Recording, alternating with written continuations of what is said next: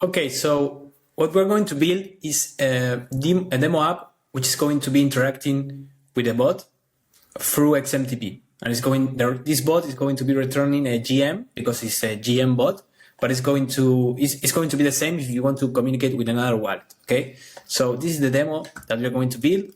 It has a connect wallet button. This button is created by ThirdWeb, and I think it's super simple to integrate. In this case, I'm signing with MetaMask. So once I logged in with my Ethereum account, now I can connect to XMTP, sign, which is we are enabling the identity on the XMTP network. This is basically a sign in on the network, and we are going to see something like this where I can send a message. I can send a text or hello world.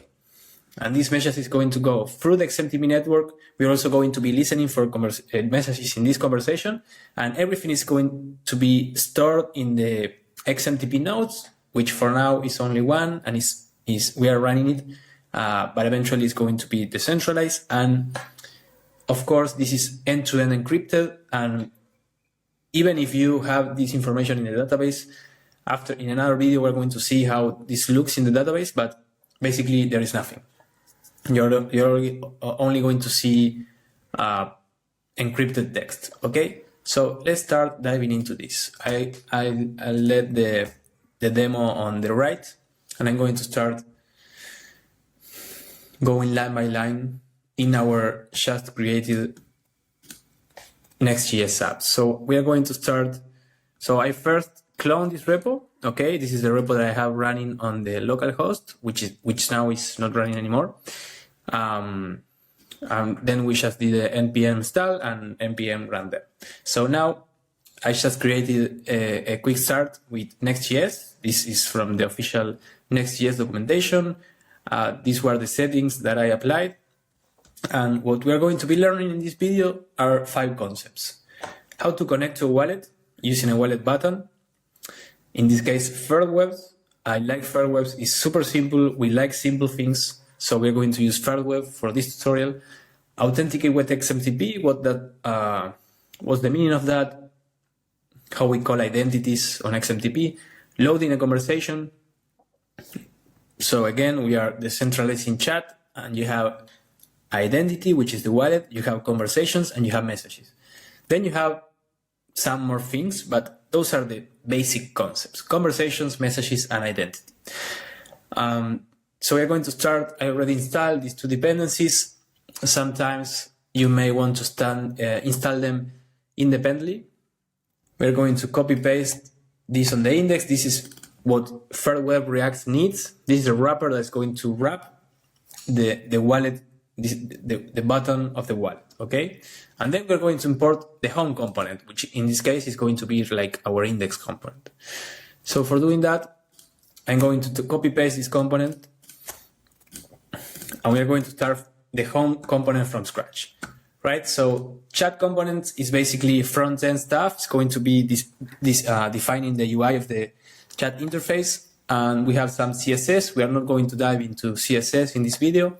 We are just going to focus on the XMTP experience. So let's start diving into the home. So let's start with the imports.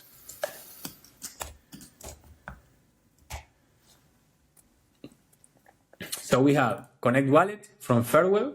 Now ThirdWeb this is the button as it is, and this is just super convenient.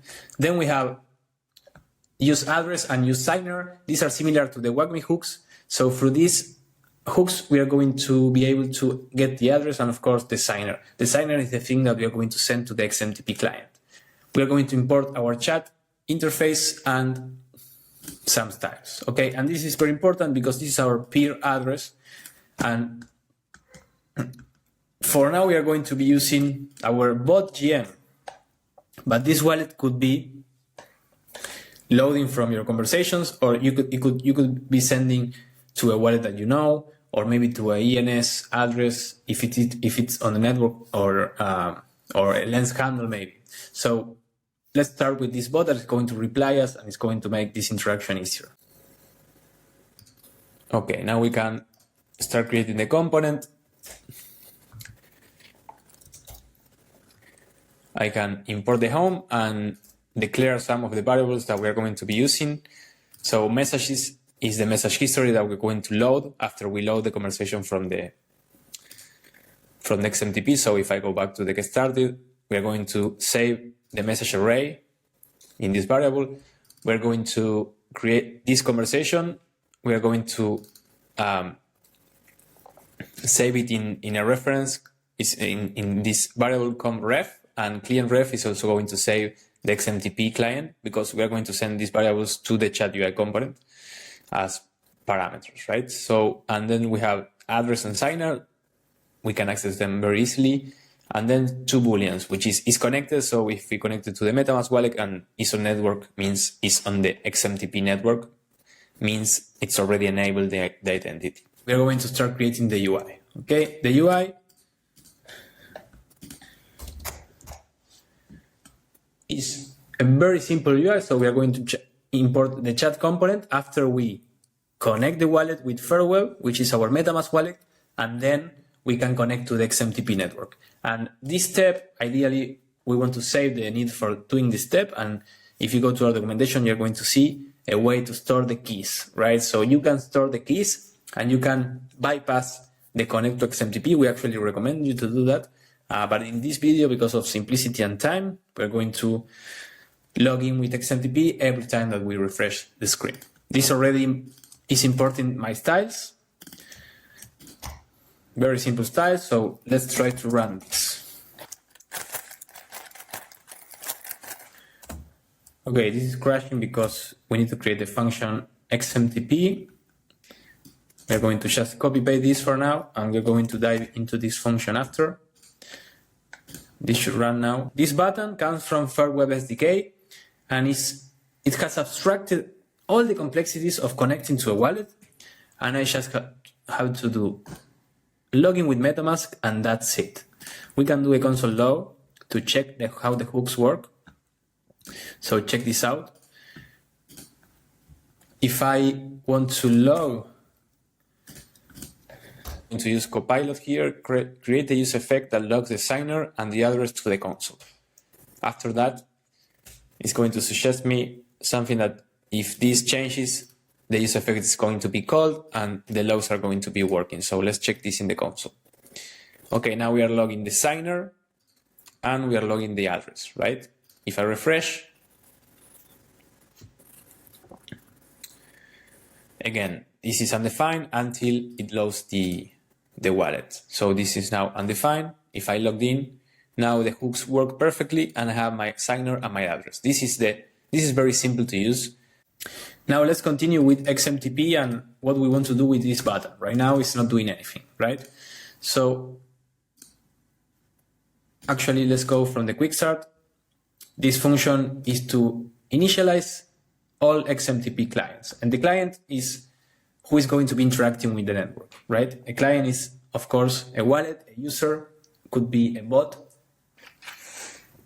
In this case, it's going to be our wallet.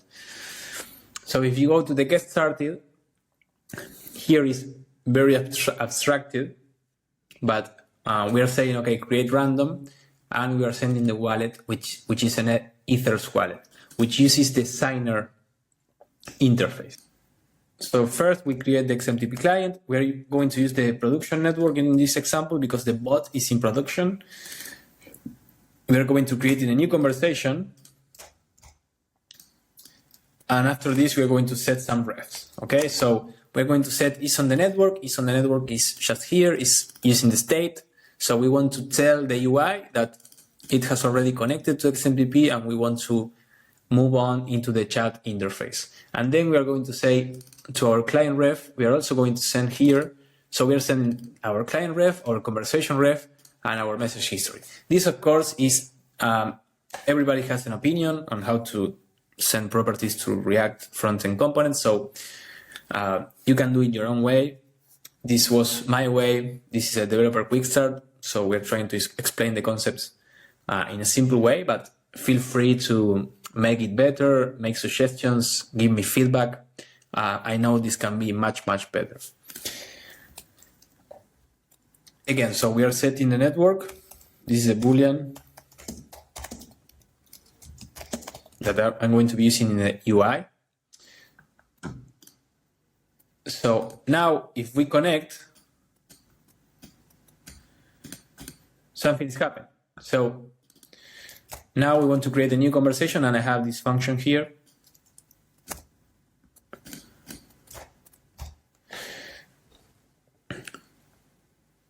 Let's remove this for now. Let's start by talking about what is CAN message, right? So through CAN message, we can know if the wallet is on the network or if it's not. It's only on the network if it has signed once. It has to sign once. It's not that all the EVM wallets are already on the network, right? And when we say we are on the network, we mean they have created the conversation for the first time, or they have at least one message, right? So we can see what happens if we want to create a conversation. So this is how you create a conversation. Let's say we want to create a conversation without checking if I can message to the conversation. Let's see what happens.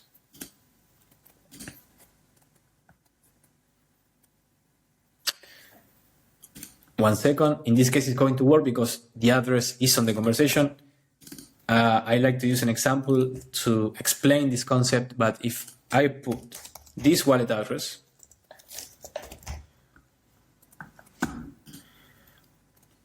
and now I connect to XMTP, this is going to check, okay, in the new conversation, it's going to, of course, try to create a new conversation, and it's going to tell us that this recipient is not on the XMTP networks. This means this recipient has never signed in using connect to XMTP, has never created an identity. Now, if I do a CAN message about this first,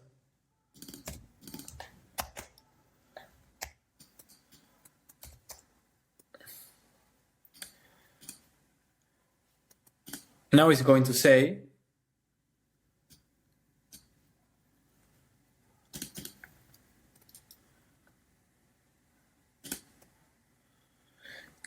CAN message because it's not on the network. So we are preventing to catch the error, and we are checking if the address is on the network or not, and we are saving, of course, resources.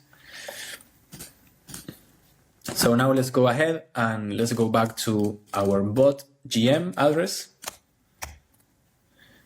And we are going to create a conversation with this address. We are going to save this conversation in one reference to send later to the chat component. And this is very important. We are going to load the messages, if any, right? This conversation could be new. So it could have 0 messages. In this case, because I have already talked with our bot, I have many messages and they are all going to load. So here we want to make a big distinction. I want to emphasize that when you have to load a lot of messages, you better save this in cache. You can use a local DB like Dixie.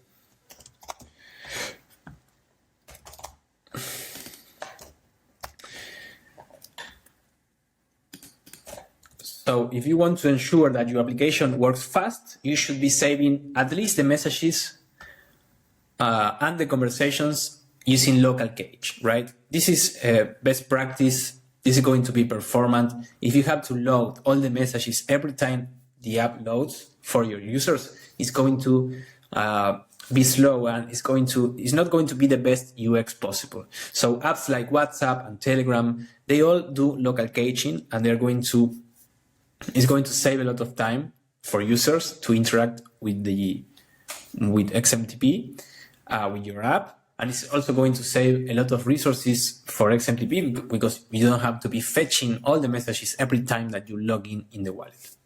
Okay, so again, I recommend doing local cache. We are going to do another tutorial talking about local cache very soon. Okay, so now we have set the messages. These are going to be a couple.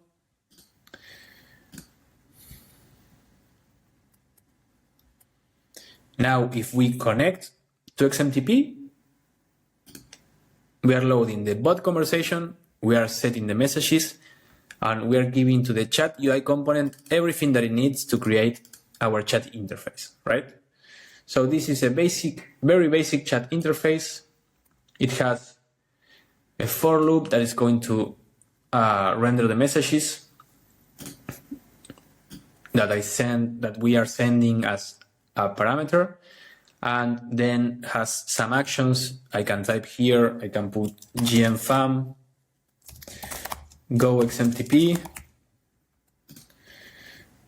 So I'm sending the message. This message is being sent, but we are not seeing it. Okay, that's because for seeing messages, we have to listen for the conversation. So we could add our own messages to the array of messages, but we also want to listen to the response of the bot or any other wallet. Again, you can go here and you can replace this bot address with any address that you like. So you could have running two interfaces, one on the left, one on the right, two wallet addresses, and be chatting between each other. I let you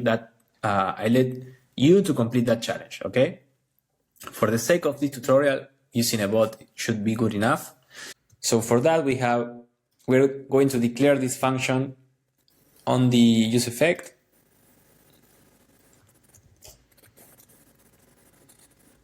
So I want to start streaming messages once it's on the network and the reference of the conversation is true.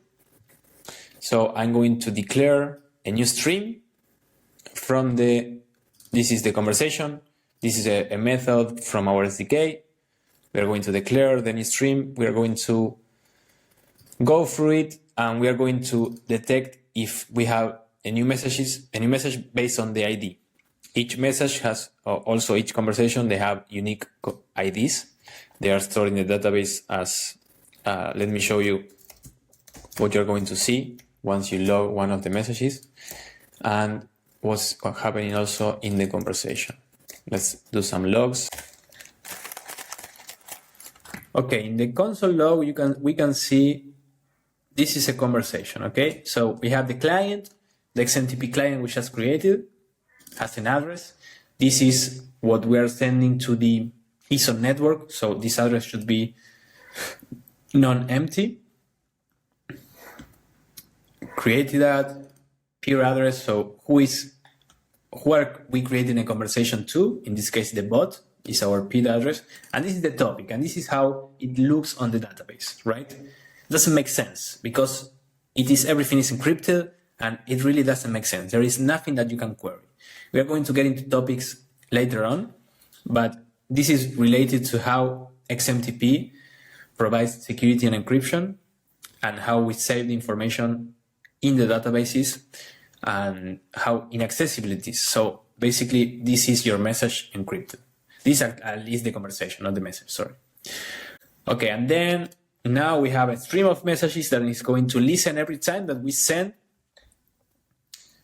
a new message, right? So if we send the test, now it's displayed and it's returning me the gmfam. Hello world. Now we are getting the response, and this is how a conversation looks, okay? So I'm checking for all the conversations, not only if it exists or not. Let's only log the existing ones. But this is how a conversation looks. Again, this is coming from the XMTP network, so it has a content topic. Again, this is related to how the database is structured. Reference is the conversation. It has an ID, so we are checking this ID if it's unique. If it's unique, we are rendering as a new message, okay? And we have the sender address, recipient address, and nice messages display, fully encrypted end-to-end. And this is how, and we just interacted with the XMTP network with success. And experience yourself the opportunity of learning something so fascinating as really sending an encrypted message end-to-end encrypted, where you can be sure it's encrypted because it's run on open source backend infrastructure, right? So Okay, so that was our first developer quick start video. This was also my first video as a developer, so please don't judge me. Thank you, Peter, for pushing me. If you want to start building with XMTP, I recommend you to go to our hackathons page in our documentation. You can start building chatbots. You can send media attachments through XMTP. You can also create group chats. There is a quick start for every language, so it doesn't matter if you are from iOS, Android, web, or mobile. You're going to find an easy way to get started on XMTP. Finally, if you want to check more apps built on top of XMTP from our ecosystem, I recommend you to check out our awesome repo. There are a lot of apps, production apps and open source apps from hackathons projects that can serve as inspiration. There is mention to a lot of use cases like DeFi, token transfers, NFT minting, broadcasting, automation through chatbots and support. Thank you for listening.